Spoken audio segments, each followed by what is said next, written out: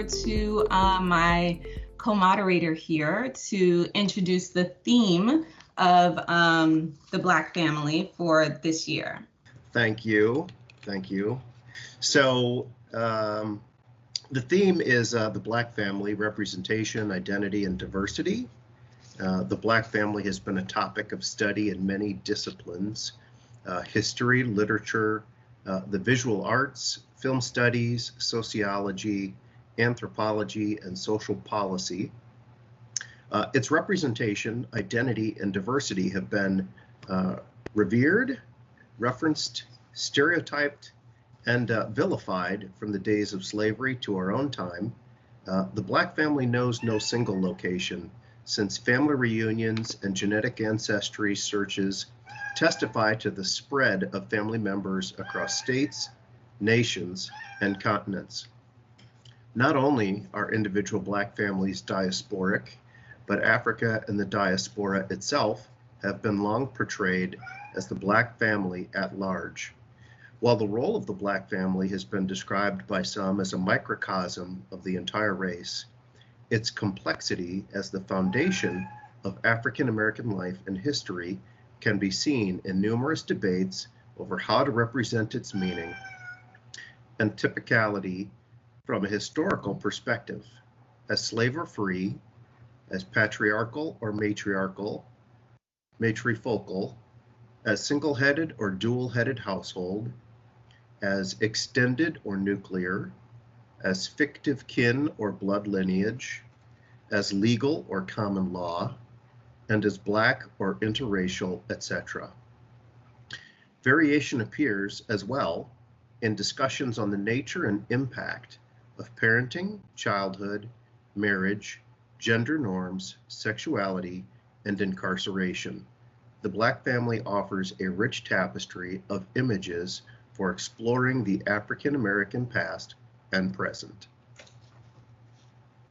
Awesome, thank you. So over to you, Sabria, to just share your thoughts on what the Black family is. And before you begin, I just want to remind everyone, we're actually recording this session just in the interest of full disclosure, so that you're aware.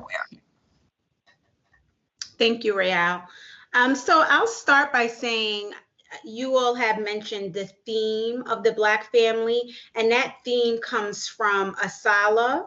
ASALH is the organization that's considered the founders of Black history. So it was founded by Carter G. Woodson, and initially Black History Month was a Black History Week, and it would go on later on to actually become a Black History Month. So every year a theme is adopted, a national theme, and the museum where I work, the Banneker Douglas Museum, which is Maryland State's official museum on African American history and culture, adopts the ASALH theme every year. So last year it was the Black vote, and this year it's the Black family. So yeah, so when you think of, again, the Black family, such a broad topic, but as you heard in the introduction from Torrance or Mr. Smith, the Black family it isn't a monolith. So there are just so many ideas and topics. And when you think of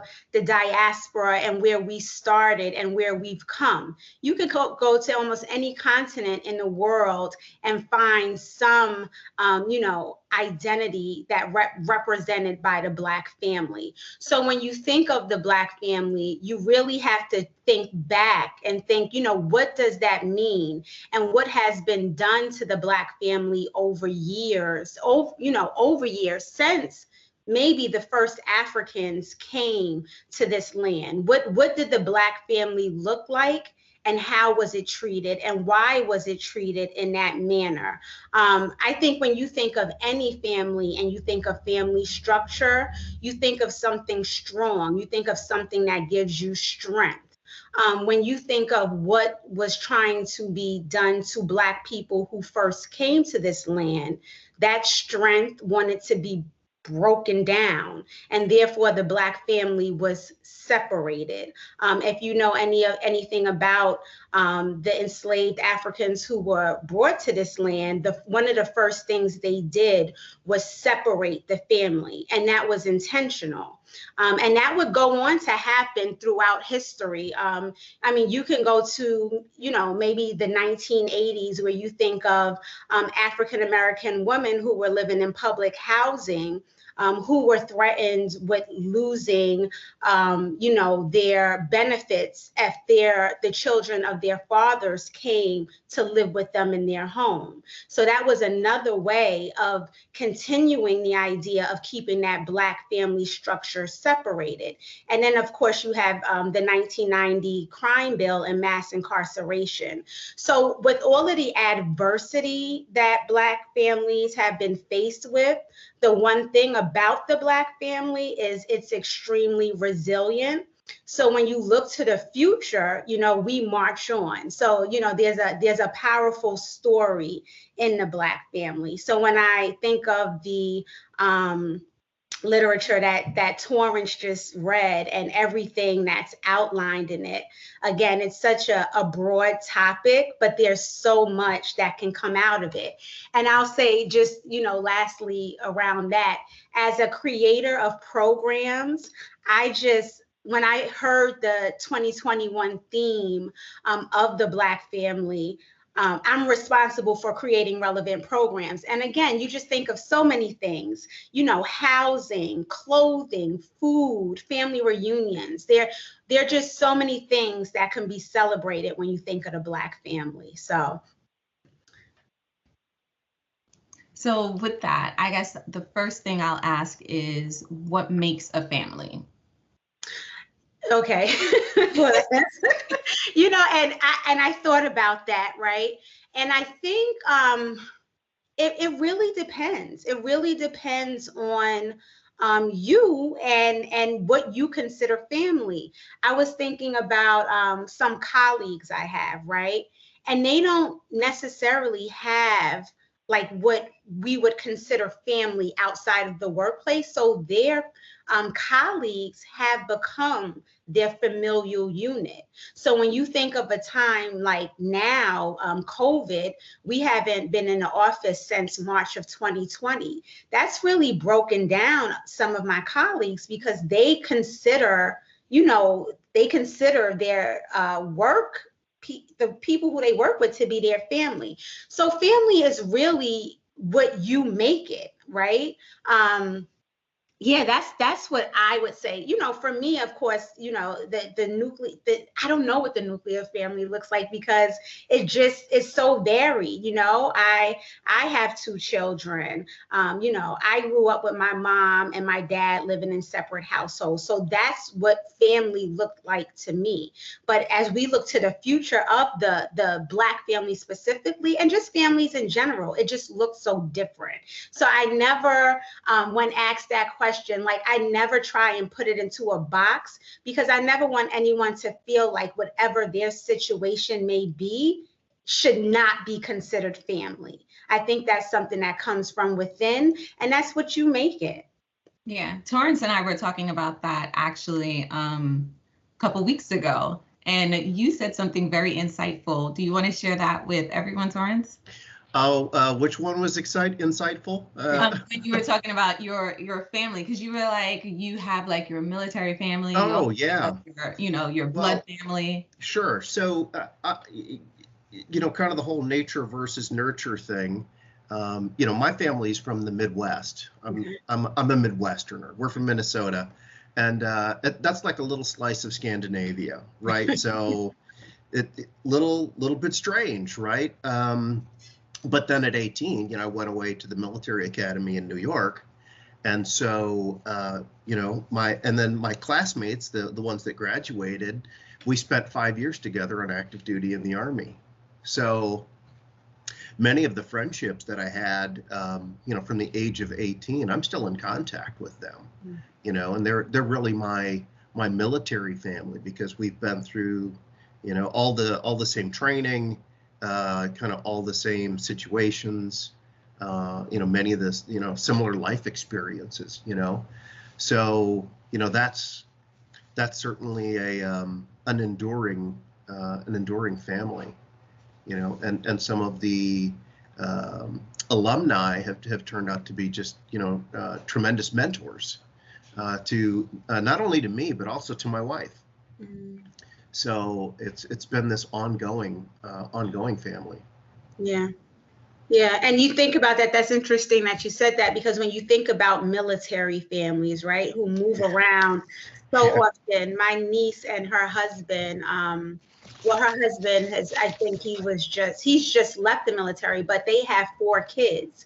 And I often just think about them and the relationships that they develop and what happens to those relationships as they move, from place to place to place. So that's really interesting that you mentioned the military. Yep. And there's so many Black families within the military.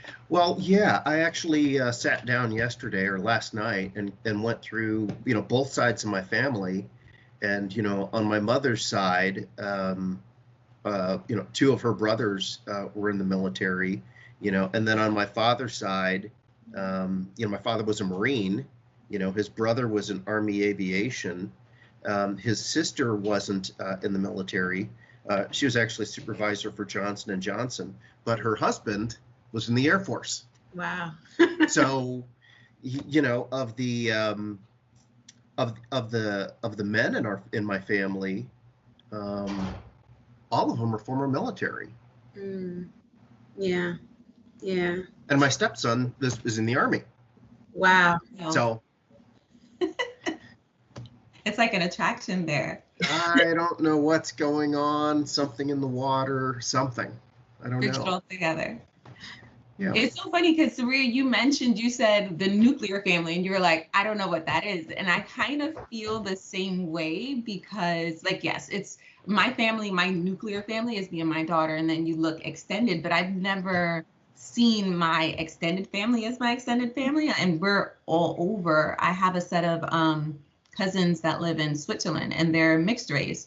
And they came over to New York one summer for a few weeks, and each of them brought a friend. Mm-hmm. And each of their friends are not mixed. They're not Black. They're all white. Mm-hmm. And one guy, he was like, I've met so many people in this 1 week. He was like, Black people have a lot of family. And I was like, I laughed because I was like, do we? Like, I never really thought about it. But I was like, when I sat down to think about it, I was like, it's so true. Like, we hold everyone like so close and so near and dear. And he's like, my family is just me, my mom, my dad, my sister. And he was like, yeah, my parents have siblings, but like, we don't really consider that family. Like, why do you think that we hold like every person we're related to or connected to so closely as family? I was going to say, when you think about it in a historical context, right? So my mom's family, my grandparents are from Charleston, South Carolina, and they migrated to the north. They came to Harlem. So they were the first couple to come from Harlem. To come from Charleston, and they established themselves in Harlem. Each family that then came from Charleston to find work in the north, the migration, and they all stopped at my grandparents' house. Like, that was their first stop.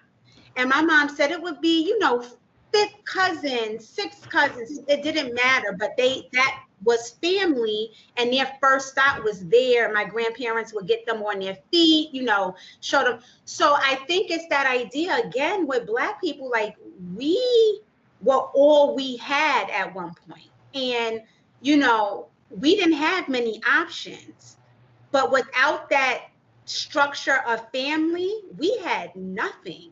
So I'm looking even now during like COVID, I keep on going back to COVID, but I'm looking online I see families who are really hurting because, this past summer, or, they weren't able to gather for, Thanksgiving or Christmas or the holidays. And although, gathering is big in all cultures, like all cultures celebrate, or there's really something about Black families, because again, it goes back to that resilience and that strength. Like we used to hide each other. You know, there were all types of things that we did historically where it goes back to the familial unit, and you don't go against that. Like you just don't go against it. But yeah, our families, and you know us, it'll be like a lot of people after the first cousin, it's like, I don't know that person. With us, it'll be like your fifth cousin, and you're like, yeah, like, you know, you grew up together. So it's really, and I speak specifically because that's what I'm here to do on the Black family. But like you said, you know, I know that it's a thing. It really is a thing with us. And yeah. Torrance, you were even saying something when we were chatting, something about in terms of how the families actually come together, like from the diversity standpoint. So I was mentioning like my cousins are mixed race, not were, they're still alive. They're mixed race. And you were saying even from a diverse standpoint, like our families are like mixed. Yeah. My cousins especially, you know, so it's like, talk a little bit about that in terms of, because Sophia said not a monolith, and we do have some of that diversity and identity in the theme. So so I always have like I'm not like educated on the subject like Sabria, right? So I need to speak to like my personal experience. So I'll tell you guys about my personal experience. So you know, in my mother's family, my grandfather Benny, his first wife Etta Mae was from New Orleans. He had 6 kids with Etta Mae, right? Unfortunately, she passed away. Then he got remarried and to second wife Rachel and had 3 more kids, you know. But you know, we never talked to Grandma Rachel as being our step grandmother. She was our grandmother. Yeah. You know, and you know, so that kind of, you know, spirit of inclusion. You know, and then, you know, my immediate family, you know, my wife actually traces her family back to Scores, Poland. So obviously, right, her 2 oldest kids, who are my kids, you know, don't look like me, right? And so, you know, my middle kid calls me her brown dad, right? So to differentiate between the two. Are you guys following me, right? So there's the first one, then there's the second one. Yeah. So you know, but I think it's being open to accepting people on their you know, their own personal standing, you know. And you know, like my military family, I mean, they're from all over, different parts of the United States, different backgrounds, you know. Probably my best friend that was from the military, he's from Laredo, Texas, you know, and he's not Hispanic, you know, but all his friends were Hispanic in high school, you know. So we just talk about this kind of diversity of experience, you know. And Torrance, can I say something that you spoke to kind of in terms of the tracing of your family, right? Yeah. That's another thing when you look at it historically, like genealogy, and I've only become more fascinated with this since working at the museum. Genealogy is so big, right? To be able to sit down with people and trace your back, you know, where you came from, which again was something for us when it came to record keeping and, you know, the tracking. Like my grandmother, her birth certificate, I think it said, we don't know when she was born. She tells us one date, and then her birth certificate says, you know, because that type of record keeping wasn't effective if it was even done for us. So genealogy now is a really big thing, I think, specifically for Black families who don't have as much access to the records. I have older relatives now, you know, who are unfortunately they're passing away, and I'm just really trying to be intentional about sitting down with them and recording our family's history, because once they're gone, it's gone. My sister does that. Yeah, oh, it's so important. Every chance I get to tell people to do it, and it can, we sometimes find ourselves at, quote unquote, Big Mama's house, and she's just talking about things, and you're like, what? You used to run with Billie Holiday, and but we're not writing this stuff down, and we're not recording it, and then she's gone, and we're like, I know she told me something. So that, that genealogy tracing, specifically in Black families, is really, really important. So here's a question. Does your family have a family historian? My sister. My sister and my mom. Yeah. And in our family, it's our Aunt Judy. And in my family, it's my Aunt Gladys, who's now 96 years old. I mean, everything that happens, we call her in this house, we probably call her about 3 times a week. And she remembers everything. I don't know if you all are familiar with, there was a movie called The Green Book, and it was about the places when Black people traveled south, there were like safe havens for them to actually, so whether it be restaurants, hotels, there was a book that compiled all of the places that were safe for them to travel. So recently I was talking to my mom, who now is like becoming the family historian, and she was like, yeah, my father's half brother had one of the first hotels in Black owned hotels in Charleston, South Carolina. And I was like, wow, that's really interesting. So now me, being in the museum world, I Google everything. Like, I'm like that, first Black hotel in Charleston.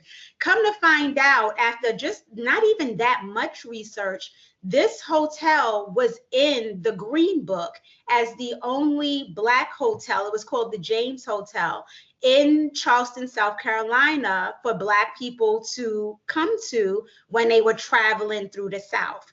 So, this again now is just by sitting down and having just a regular conversation, casual conversation with my mom, that came about. So now I either record everything, of course, with the permission of the person that I'm recording, or I write it down, because again, once this stuff, because, our ancestors are transitioning now, where I'm coming to the age where, my ancestors are transitioning. So I record everything, because we just don't have records. I mean, you have places like the National Archives, and most states have archives where you can go, but that in itself is a task as well. So yeah, that all ties back into the Black family for me.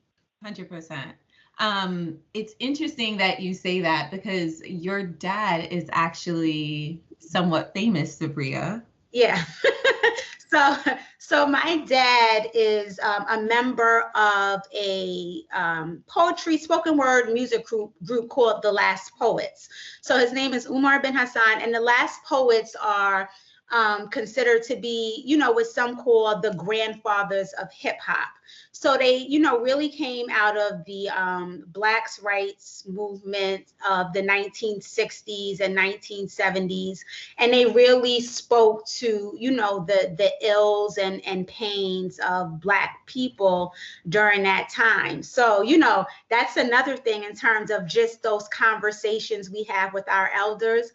My dad will be talking, sitting down. He'll be like, yeah, because I remember that time when I was, me and Miles were, and I'm like, Miles who? He's like, Davis.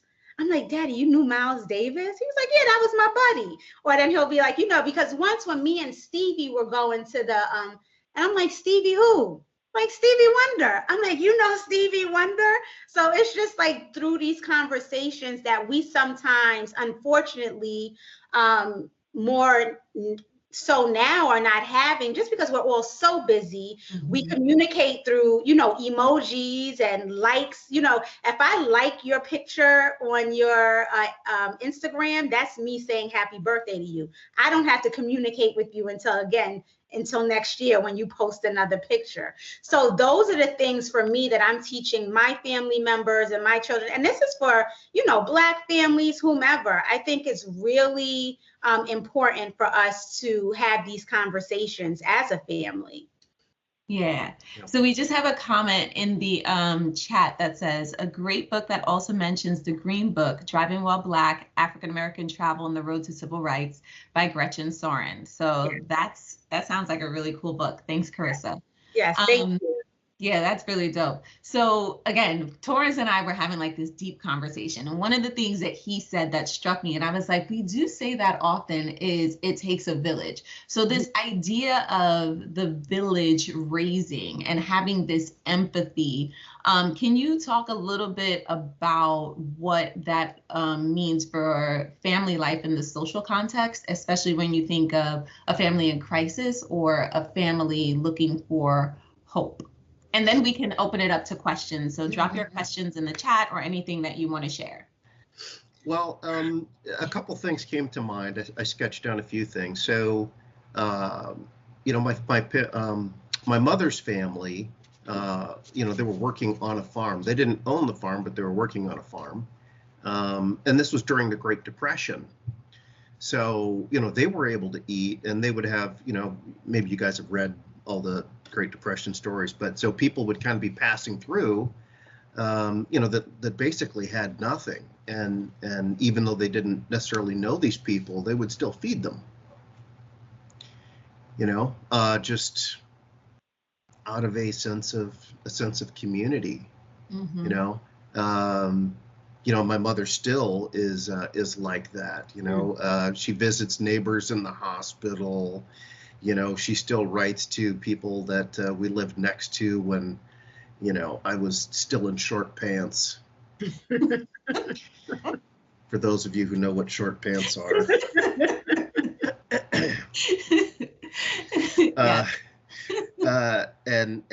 Even we had at various times, my brother's little classmates, living with us, for whatever reason, one because his parents had actually moved and he wanted to finish out his senior year of high school in the same school. And then another one of his classmates where, he really had kind of an unstable, family situation. And, he needed a place to stay. And so it would seem like every time I called home, they'd say, oh, so-and-so is staying with us. I'm like, who?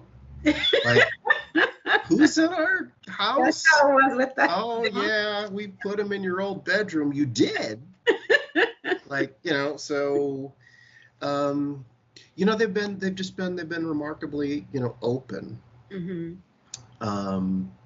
like I said, it's hard for me to generalize that and talk about other families, but I can just, speak to my family and say that, I think they've gone out of their way to try and help other people. My father was actually involved in a lot of mentoring, actual formal programs when he was working as an engineer for Medtronic, and then later on for was it Eli Lilly?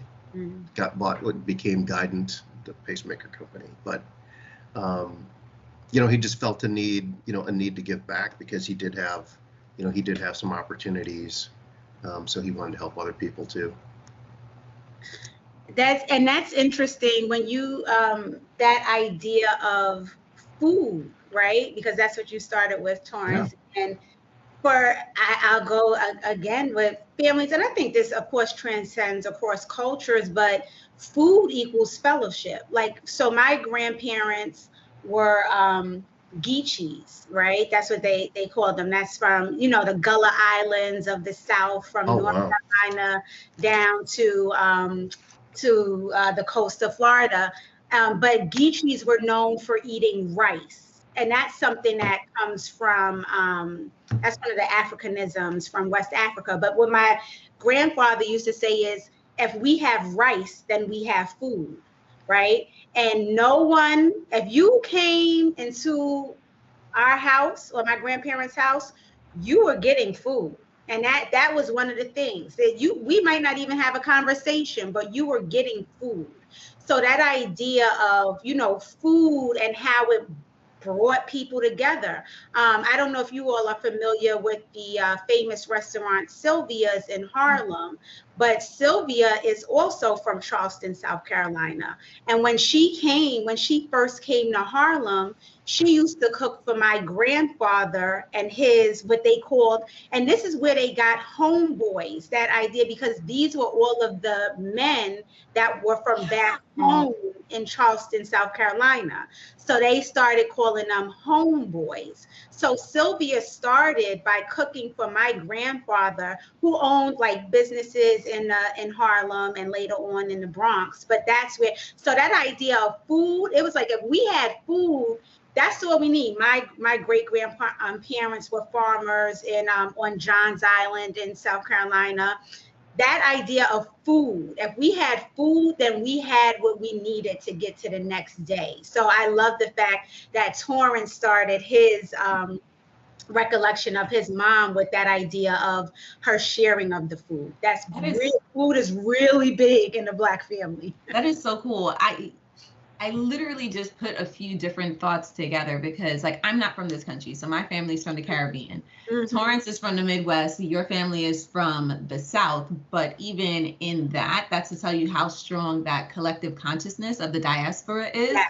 Because the same thing, like my great grandmother, and she was mixed race, so she even grew up with that same mentality of, no, you take care of people. And because my family was well-to-do in that time, my great grandfather actually did a lot of the architecture and building of the buildings and infrastructure on the island that I'm from. So they would often have people come into the house. Same thing. My grandmother was always cook. My great grandmother always cooking, always had food available, always taking people in.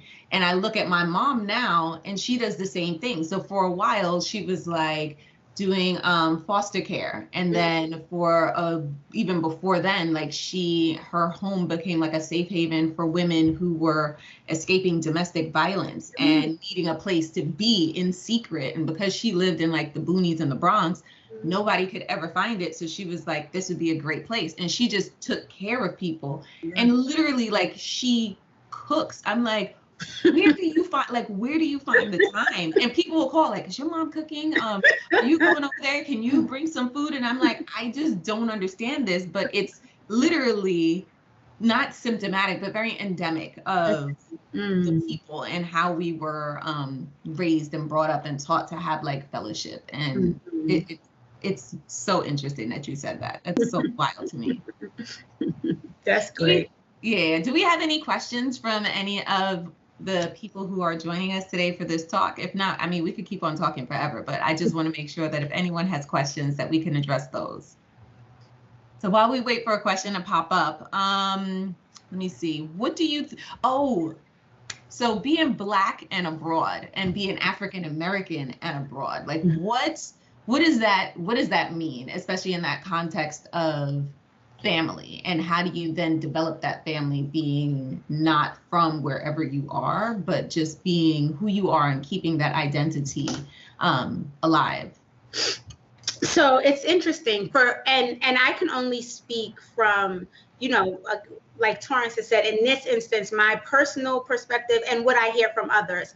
But I don't know and I'm sure, well, I know Real has traveled abroad, and, Torrance being a military guy, I know for me, whenever I travel, the first thing I ask is, where are the Black people? Like, 'cause for me, it's that sense of camaraderie, and I just want to know that others are here. And even when sometimes it's that non-verbal communication when we see each other. I've been to Europe, I've been all over. We see each other, and it's like, I see you. Yep. I've gone every single place. Yeah, and so it's again, I've left in that moment. I've left my actual family back home, but now that I'm here, that sense of connectivity, I just need that. That's what that looks like for me. My son's family, his father's family is Sierra Leonean. They're from West Africa, and the funny thing about it is when I first met my ex-husband, we hadn't, talked about it, but this, just as I became more knowledgeable, I found out that where my family is from in Charleston, South Carolina, the roots can be traced back to Sierra Leone. And we would sometimes talk and say, I would talk to his mom and I'd be like, something you said, my grandmother used to say the same thing. Well, that thing that you cook, this tastes like something that my grandmother used to cook.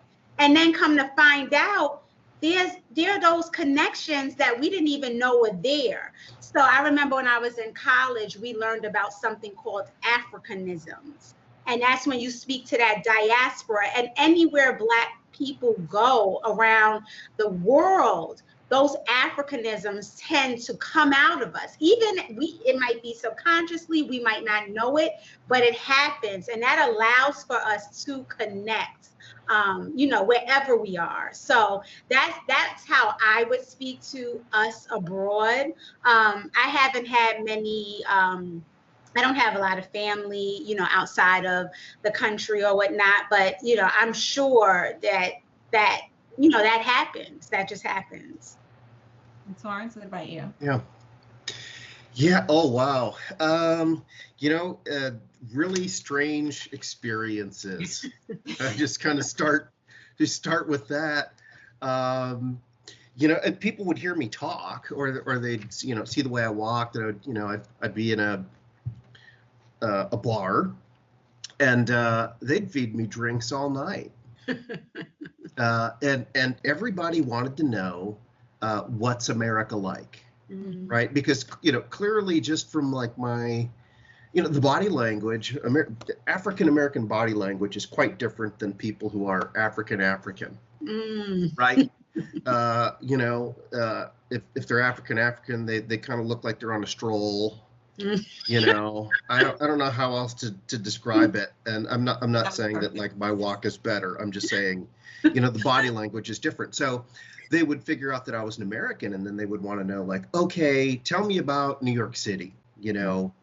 Have you ever been? They just name off the places. Have you ever been to Los Angeles? If I wanted to go from Houston to the Grand Canyon, how long would it take? Wow. Very specific. Questions. Yeah, they don't know, and I'm African American, and they're like, "Oh, you're an American, right?" So to them, I would definitely be an American first before anything else, right? So when they talk about those Americans, they're talking about me. But you would see, I would run into people, kind of the like we talked about, the African diaspora. And so it was always interesting to talk about, what their life experience had been, because theirs is so different. I mean, the layout of the cities, and depending on where they're from, they might have to pay for high school. So it was a big deal to raise money for your kids to be able to go to high school versus, here in the United States where high school is free. And kind of on and on. I got a lot out of talking to people in the countries that I was in, say like Germany, and asking what their family structure was like, and then finding out, at least in the little towns where I was usually living, that they usually didn't leave, that town. They they grew up, and, they got a job, in town, or they commuted, or they even added on to the house that they owned. And then the kids would take over the main part of the house, and then the grandparents would have this, built on section as like their retirement suite, whatever. So they were really kind of, never separated. That was the Germans, I think the Spanish were maybe a little bit more mobile. They moved around a lot. I had about 8 years of Spanish, so I ended up running with them. Just how else would I describe it? I'm trying to think of what else would be, kind of interesting. I would say this, since many of my uncles were, former military, we would talk about the countries that, that we'd lived in, and kind of what the local customs were. And we kind of would bring different pieces of that, back into the family. Mm-hmm. And like my father being stationed in Japan as a Marine, and he would talk about what the culture was there, and some of the customs, and, we picked up small things. Certainly my other uncles would talk about, being deployed, different things like that. So that's cool. Very fluid. I would definitely say curiosity is high. Like anywhere that I've been where like maybe there aren't a lot of Black people, or some people have never seen Black people, it has always been very like curious. And they're like, oh, you're from America? Same thing, like, have you been to New York City? I'm like, I live in New York City. Wow, are you rich? Or the other thing I hear is like, oh, do you know, because I'm from the Bronx, do you know the Bronx? Yeah, I'm from the Bronx. Do they really kill each other in the streets? I was like, well, it depends on where you go. So it's like, it's interesting also to hear like what aspects of our culture have been like shared and distributed abroad. The other thing is like food. And then when I say like, oh, like I'm from the Caribbean, oh, Bob Marley, land of Bob Marley, do you know him? And I'm like, no, did not know him. Was much younger at that point. He's no longer with us. So I would definitely say it's that curiosity of like who we are. The only place where I think I was like scared, but then like I relaxed after I realized it was curiosity, because I was also very young, was when I went to India. So like I had people like touching my hair because they just wanted to see like difference between my hair and like their hair, or like touching my skin and like rubbing my face. And I was just like, what is happening? I think I was like 14 or 15. So, young teenager, you're like clueless half the time. But other than that, it's just been like total curiosity. Yes. And then I think just in terms of what that looks like when I've seen like other like Black individuals and their families, it's always going to be mixed, because not necessarily having a plethora of Black people, or you're attracted to who you're attracted to. So it's always very interesting. And kind of like Sabria was saying earlier, it's that recognition. Like everywhere that I've been where I've seen someone who is either American and didn't realize they're American, or maybe they were like British, you get the chin check. And I was like, okay, like that's just like, it's the one thing that lets me know, like, I see you, you see me, we see each other. Okay, it's comfortable, I just acknowledging that you're here. So it's very interesting to me, especially that particular, I wouldn't even call it a custom. It's just like what we do. I'm like, who started that? And how did we know to do it? And why do we continue to do it? And how is this like so endemic of us, like wherever we are? That's the one thing that makes me laugh. That there's so many things when you speak of just, Black people, Black culture, wherever you go is going to happen. And you're like, I can't believe I'm in Ghent and I'm giving the head nod, and they're giving it back. And it's like it's known. But I think a lot, and more recently is a lot more is coming out about the Black experience outside of America. I think more Black people are talking about it. I'm involved in just different social groups, and I think it was last week that Stevie Wonder announced that he's moving to Ghana permanently. Wow, okay. Yeah, because he said he's just not comfortable with the state of the United States. So I think for a long time, for a lot of us, for a lot of people, like this was it, like for us, like this is where everybody wanted to come. And I think now a lot more people are talking about, okay, what else is out there? Because this ain't working for me. Like I need something new. So yeah, I think a lot more, we're going to start hearing a lot more about the Black experience abroad. Okay. I don't see any questions in the chat. I think one last question we'll ask, and then we will wrap up. So we talked about diversity. We have a question. Oh, we do? Yeah. Can you explain how using the term brother and sister works? Now, do they mean that in like a camaraderie instant? Like, what do they mean exactly? Well, and then there's someone else raised their hand. I'm going to say, I'm gonna drop the ER and do a AH. That's what I and was that's thinking. probably what it means. So can you explain who's my brother and who's my sister? Mm-hmm. And that, so when you think about that, right, in the vernacular, and so, there have been conversations, or there have been times, it's a term of endearment, right? Like that's right. That's not my blood brother, but that's my soul brother, or that's my, soul sister. So, there are other words that are used that some consider derogatory, or, others can't use it, but it's all usually terms of endearment. I would say sometimes, if you are not sure if you should be using it, if you're like, should I would maybe ask first before using it, like, just to be safe, because again, we all want to be referred to as what we want to be. So yeah, that's how I would explain it, but I'll let Torrance and Ray out. Yeah. I shocked one of my friends, Andy Lorenz. I've known him since I was 18 years old, and I'm trying to remember if his family is. Oh gosh, if they're Dutch or something like that. I know what it is, but I forget like right now. And I called him like my newbie, and so he did a double take,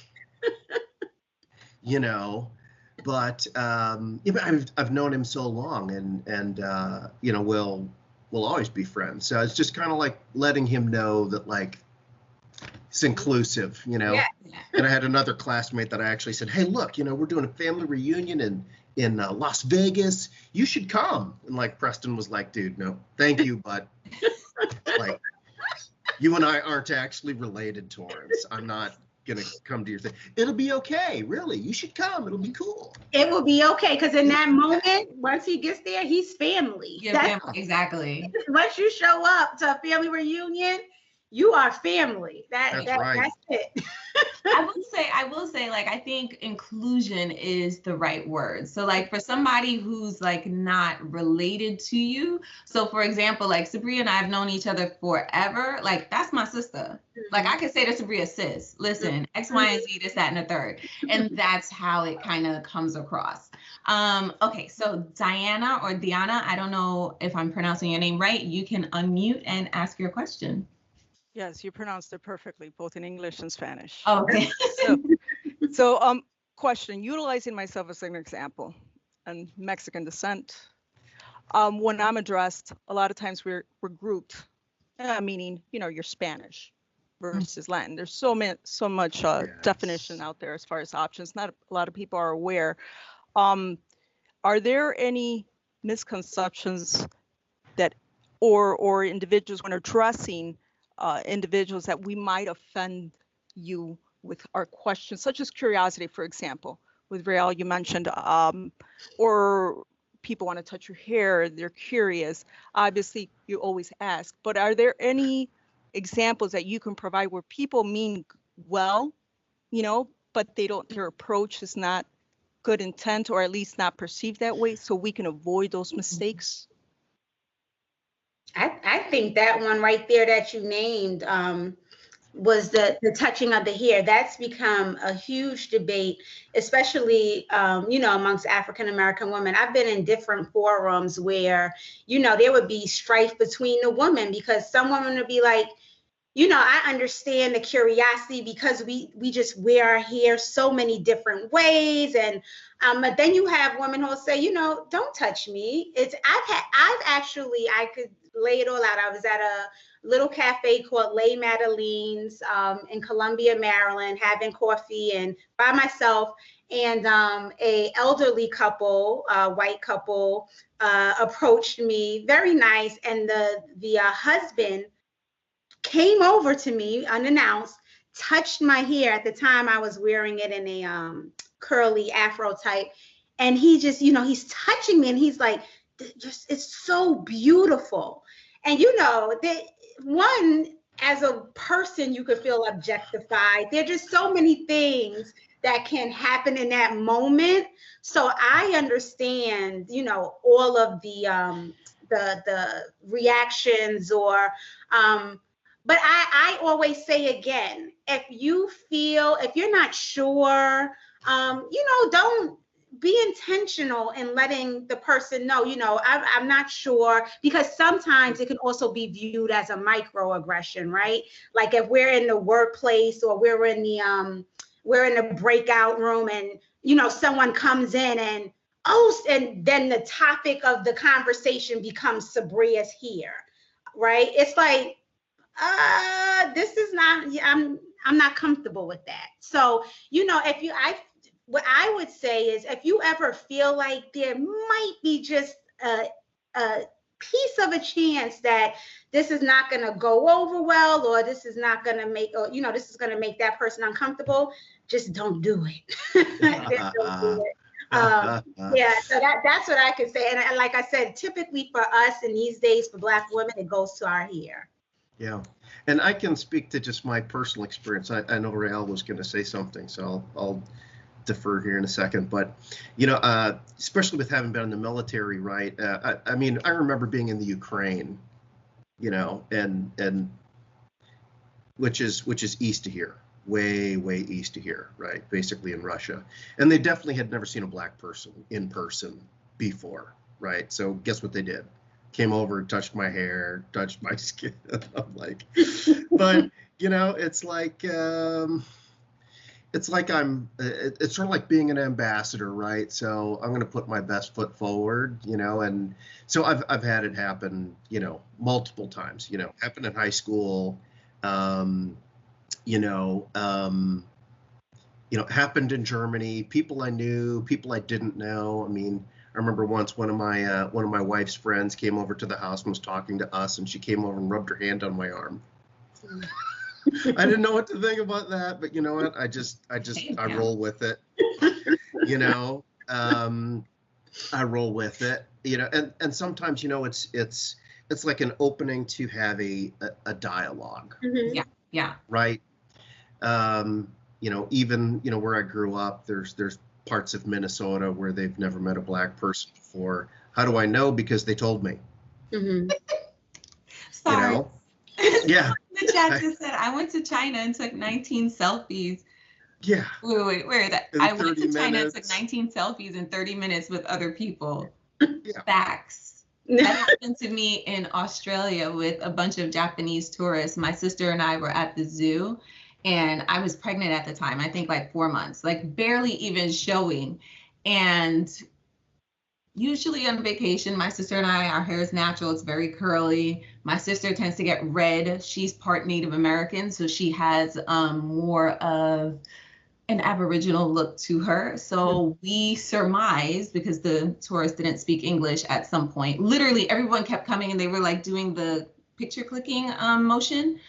We surmised afterward, about 20 minutes, that they thought that we were Aborigines in the zoo, which had a whole other connotation to it. But they were just so like, wow, we're seeing these people, and just were like taking pictures. But because neither of us understood the other's language, it was just like, okay, this is kind of awkward. Mm-hmm. But back to Diana's question, I would say in the workplace especially, if there's, like Sabria was saying, if there's a question, and usually what I find, for me anyway, I can't speak for anyone else. If someone says to me, can I ask you a question? I don't want to offend you, but I'm really ignorant on this. I just don't know. And then it's like, okay, zone of safety, say what you have to say. Like, set it up so that I know it's not a microaggression or whomever it is that you're talking to. And usually a reasonable person will come around to being like, got it. I understand. Someone else said that happened to them in Thailand repeatedly, and they refused the pictures. And then we have someone who said, Black women in our hair is a whole other fireside chat. Yeah, that's what I was going to You just want good hair. You just want good hair. But what is good hair? Right. What is good hair? That is, there have been movies made. Yeah, that's a whole other thing. So we have a couple Thank of you for questions answering in the chat, and then I see some hands raised. So Carissa says, Sabria, from your work at the museum, have you discovered any material cultural objects that have held historical significance for Black families? Yes, so I, as the director of programs, we actually have a curator of collections. So we have about 18,000 artifacts in our museum. We're a small museum, but we house many of our artifacts off-site. So last year, with the Anne Arundel County Public Libraries, we did a Black History program around the Black family and cooking. So there were all types of, I had the chance to visit the archives. We found like doilies and, pots and pans and, there were so many things. We also have the collection of Herbert Frisbee, who was the mentee of Matthew Henson, who was the first person, a Black man, to reach the North Pole. So we have, who's a relative of Taraji P. Henson. I think it's her great uncle. So yeah, we have, there are just so many things that we have in our archives that can be traced back to the Black family. We just received a huge delivery of ebony magazines from the 1970s. So when you think about like media, the Black family, Black woman, all of that is depicted within those artifacts. So yeah, we have tons of artifacts. I'm not that privy to the artifacts because that's more of our curative collections, but I do sometimes come across items. Very cool. Eric, I see you have your hand up, so you can go ahead and unmute and ask your question. First, I want to thank Rial and Torrance for putting together this conversation. Also like to definitely thank Sabria for providing us with your insight. I'm honestly still stuck on your father being a part of the Last Poets. I was listening to their Douglas 3 album the other day. So that's amazing. Yeah, that was their the 1970s. So yeah, that was their first album. Yeah. So those brothers personally mean a lot to me. So it's good to be crazy. It's crazy that I'm actually talking to one of their daughters. So that's great. All right. But in regards to the subject at hand, I think I have more of an observation than a question. And for me personally, the Black family, as you spoke about earlier, has always had its objectors, whether that's being separated through slavery or mass incarceration, which I personally experienced within my immediate family. I think the idea of the Black family, as diverse as that term is, I think it's currently in repair. I'm a part of a community or generation of Black women and men who are working daily to make up for what's been lost. Whether that's breaking generational curses, redefining what it is to be intentional or present as parents, or even if you don't have kids like some of my peers do or don't, as uncles, or aunts, trying to be, present on that level, understanding what's at stake. But, through our own awareness, through understanding our collective history, or through programs like Sabria's program, I can see a shift. That's the observation. I both in my personal life and within American culture as a whole. For me, I think it's a beautiful time for the Black family. I see that it's about moving forward as a unit, understanding, what's been against us or still is in some cases. But I do, in speaking about this subject, I just kind of wanted to note that, I see amongst or within our culture, just we know what's against us. We know what's been against us. But hey, we're going to take that as a unit moving forward and work against that. And that to me is a beautiful thing. So I just kind of wanted to provide that observation and also just add to the conversation as well. So there you go. Thank you so much, Eric. I think that is lovely. And I'll also offer this, if you're ever interested in speaking to my dad about his music or anything, you can get in contact with me through Real and I will make that happen. They're really down to earth, cool brothers. And, they're still here and they love talking to people. So if you're ever interested, just, let me know and I'll connect you. And again, that idea, like you said, of the shift, sometimes I'll find myself talking to, men. They can be friends, family members.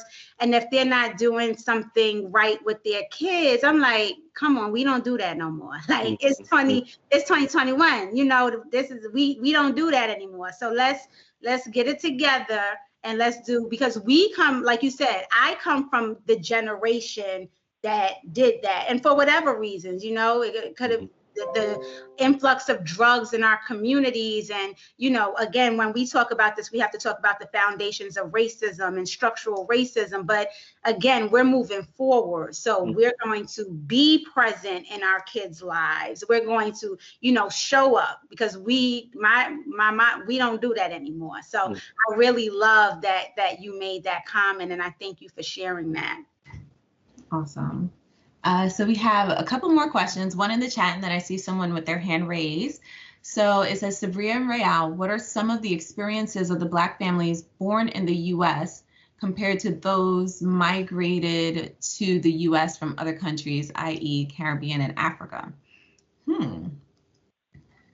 Are they saying some of the similar experience, like when they say experiences? We're going to say probably some of the similar experiences, just based on how I see the question written. What are some of the experiences of Black families born in the U.S. compared to those migrated to the U.S. from other countries? I think similarities. Yeah, I think we kind of spoke to it earlier when, because Real's family being from we're Antigua, right? Antigua. Yeah, Antigua, yeah. And, again, I know I have my son's family is West African. And I think I will say, and I'm a foodie, so that's probably what takes me back there. But that gathering and coming together around food, I have, my two best friends, one is Guyanese, the other one is Jamaican. Food is always that common thread that brings all of us together. So being from the South, you have your soul food. It brings us together, and then things just happen from there. So that would be, just in this moment, something that I can think of as a commonality. But there's so many. There's so many. I would say definitely food, music, like cultural things, like even art, like the way we dress, how we like refer to things. I feel like Black people, especially Black families, if we're not going to do anything else, is we're going to enjoy ourselves. Even in the face of adversity, we will be cracking jokes. And everybody else would be like, that's not funny. Like, how can you do that? But it's just, I would say maybe a coping mechanism. And I would say that's something that I've seen. It's definitely like a similar type of experience between I wasn't even born here, but like my friends who were born here, Sabria was born here, versus other people who have emigrated. Like it's literally been consistent. And it makes me laugh because I'm like, again, why are we like this? And we ask ourselves this question, like, why are we doing Why are we like this? But it's really not even like a negative thing. It's just who we are, how we cope. I liken that to like back in the day, like people sang just to get through things, hardships, to celebrate things. And I think it's just that endearing spirit that has just like been a connective thread from generation to generation. Okay, so I see, and forgive me, I'm not going to pronounce your name correctly, and I apologize, but Joas has your hand raised. You can unmute and ask your question. I knew that was coming. Thank you. My name is pronounced Jaws. Yeah, pretty close. Yeah. Even my wife can't pronounce it, but we're okay. I'm pretty happy to see some of my kind to be here. Honestly, when I joined the company, I didn't know there was anybody in management. I thought, most of us were in operations, hands-on and stuff. It's a pretty privilege to see you guys there, and I get proud. However, my concern is, quite often we all get taken into one cocoon that we know everything about ourselves or about each other. And speaking of, I recently moved from Uganda. That's in East Africa, and I came here. And history that we get taught is kind of filtered, and most times we don't know, the history that you guys maybe went through.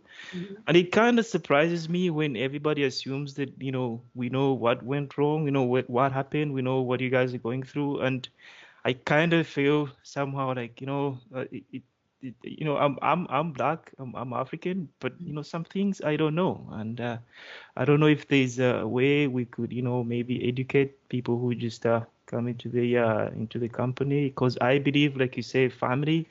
It's the people that are around us, the people we see every day, and yeah, I don't know if there's a way we could, maybe teach people that are new to the company. Thank you for that. That's definitely an interesting perspective, because that's something I think you and I, Sabria, with a lot of the international students in our high school. So Sabria and I went to a school called the Master's School in Dobbs Ferry, New York. And even some of the international students who were Black, who came from other countries, they didn't have the same experiences as Black people who were born in this country, or families have been here for generations because of slavery and being descendants of. So that's definitely an interesting perspective. That's something that we can bring back to the respect and inclusion team. Right now, it's mostly all of HR, as we don't really have someone dedicated to that right now, but I know that that's going to be changing soon. So that's definitely something that we can bring back to the team and kind of discuss how we can address that to make sure that we are sharing that type of information to educate a bit more about things that have happened, what's currently happening. Right now on our intranet, we do have some resources about TED Talks and movies and books, and then based on the summer we just had with George Floyd's killing, we have some anti-racism resources on the intranet, but within that packet, it does list out a lot of literature and movies and other educational resources that addresses just what you're talking about, Yoas. But like I said, we can definitely bring that back to the HR team and make sure that we are providing some additional information along those lines. So thank you. Couple of other comments that I see here, and then we can start to wrap up. So Jessica dropped in the last poets, the hip hop forefathers who gave Black America its voice. Is that the Guardian Guardian. Mm-hmm. I can't see it, but yeah. Mm-hmm. Casey said, wonderful point about breaking generational curses. And Cassandra said, repair is the perfect word. And then Erlene said, this is so true. Laughter, food, dance, going to FET. Yes, especially for Caribbean people, FETing is life. Going to a FET is all about having a good time and de-stressing. And what's interesting even to me in that, to get off topic for 2.5 seconds, FET is from French. So even from some of that French colonial infusion, and Torrance and I were talking about this a few weeks ago, how other things that our environment and who we've been around kind of shapes what our identity is, and also some cultural influences. So fetting, like, I don't even know if that's actually a word, but that's how we've created the word to be. Like, you fet, and I say fet is life because it really is, especially from a carnival standpoint. Like, all you do is fet all day and night for about 2 to 3 weeks, and it's the best time of your life. But it's a way for everything to just release everything that you've had going on and to party and BS is what we say. I'm not going to say the whole thing, but like, it's just a way for you to just like let it all out, because you've been holding everything in, going to work, being like this, like straight and narrow person. And now you get to, relax and be you. So I see, Michelle, you have your hand raised, so you can unmute and ask your question or share your comment. Oh, I just have a question. I wanted to know, and any of the three of you can answer. What are your thoughts on seeking professional counsel in as far as in the Black community and the Black family. I think it's historically been frowned upon if you are stressed out or having any sort of issues psychologically or mentally. It's seen, as you're weak or whatever the case may be, if you seek professional help. And other, cultures, that may not be the case. It's not seen the same way, is my opinion. And I think 2020 has been a really it's been really rough for everyone, no matter no matter your race or your cultural background or whatever. So what are your opinions on that as far as Black people going outside of their community and seeking help or getting professional help when they need it? Yeah, I would only give like my personal perspective, and then I'll let Brielle and Sabria give theirs. But I think it's really important. Actually, I was in this conversation with my wife about one of her friends, and her friend's husband is going through a bunch of stuff, and he's kind of acting kind of erratic. And you know what? A lot of times we try and help our family members, or we rely on our parents, and they're not psychiatrists, and we're not psychiatrists. And though we're trying to help, it's not actually what we're trained in. And, we might actually be making the situation worse, I think that they've gotten a lot better in knowing how to treat, trauma and things like that. But, we have to reach out to professional. That's my personal thing. And it's kind of weird finding out, like, you listen to podcasts and there's all these professional people that are very successful, and they're like, oh, I was in counseling last week and we talked about this, and I'm like, well, I want to be successful, why aren't I in counseling? Don't I? Maybe I don't have anything to talk about. Maybe I'm not interesting. Maybe I don't have the right kind of problems. I don't know. So I think maybe we just have kind of the wrong mindset on it. Sometimes it's, just being tough isn't enough probably anymore. You also have to connect. Yes. Right. So in order to be able to connect, then you can't necessarily be angry all the time. You can't be, conflicted, depressed, emotional, whatever it is. Right, because it's asking a lot to expect the people around you to kind of carry that weight with you, versus going to somebody who's actually trained to do that. So that's my little diatribe. And I'll just say really quickly, the psychological implications of racism alone, if Black people, especially, historically, but after 2020 with the racism and social justice, COVID-19, if you are not seeking some type of counseling, and again, whether it be that professional counseling, wherever you get that counseling from, that outlet, do it. Like I know now, there are platforms like Clubhouse and where there are groups. I'm not a I can't give this type of suggestion, but if it's professional counseling that you need and seek, do it. But if there are groups too, sometimes you just, like Torrance said, need that connectivity. Other people who may be experiencing what you're experiencing or going through what you're going through.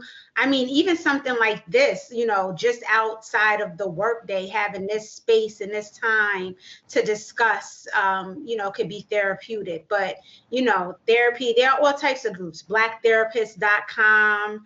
I think more and more Black people are honing in on their mental health, and that stigma is slowly but surely being erased. Absolutely. I definitely have to echo Torrance and Sabria. I think for a very long time, even in my own family, like my sister and I wasn't born here, my sister was. We both went to a predominantly white independent private school in Westchester. So most of our counterparts were young white people or like Asian or Latinos from other places. And I remember the first time that I was like, I want to go to therapy. I was probably 22, 23. And my mother was like, therapy, Black people don't go to therapy. And I was like, nah, girl. I was like, I need to change that.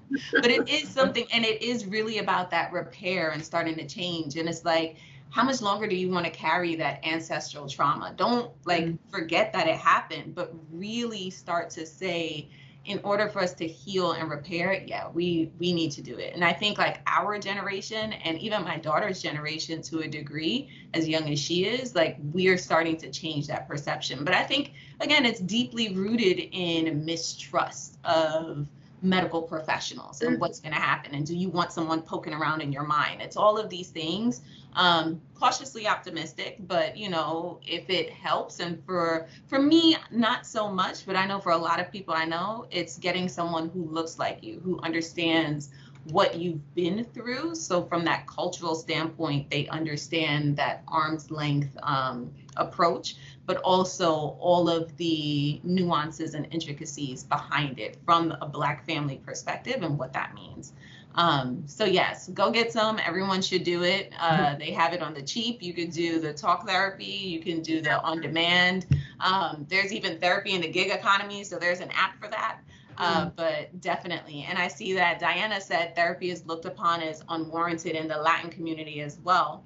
I personally say it's up to us to break the cycle and become the best individual we can. Absolutely. And I would say for a lot of our Asian friends, like the same thing, that especially I feel like minorities and immigrant communities, they're like, what? Like, are you crazy? Why are you doing that? So absolutely.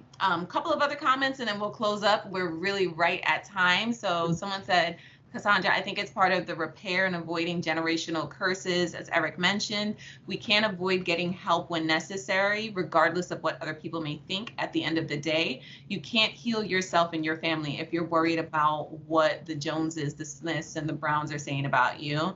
And then Arlene said it's critically important during these times, but unfortunately, my experience is that in seeking counsel, you are labeled as being crazy, which is nuts in itself. Yeah, I agree. And I know that it is especially the case with Black and Caribbean men that they would first say, I don't need therapy, always in denial when they need to embrace and have the honest dialogue in that forum. Amazing. I'm so grateful for this discussion. I hope all of you who are listening and who will be listening later found this superbly helpful. Thank you again, Sabria. I so appreciate you and appreciate this conversation. Thank you everyone for coming. And Torrance, I'll turn it over to you if you want to say a few closing words. Well, I don't know if I had any few closing words. I just, okay. So I just think it needs to be an ongoing dialogue, right? It needs to be an ongoing dialogue. You know, I won't get offended if you ask me questions. Same. Yeah. And really, you know, I think that I heard it said once that the goal is to have, you know, a Black History Month until it's considered a part of the history, so that you don't need to have it anymore. Yeah. So, you know, I think that's probably the goal, you know. But yeah, at the same time, I'll be honest, I think it's important to celebrate. It's actually important to celebrate the differences in culture. Of course. So, you know, one of the most disappointing things that ever happened to me was flying back to Germany after 20 years, and all they wanted to talk to me in was English. It's terrible. You know, I wanted to hear some German, eat some German food, you know, and you know, I didn't go all that way to, you know, go to McDonald's and have a Royale with cheese. You know what I'm saying?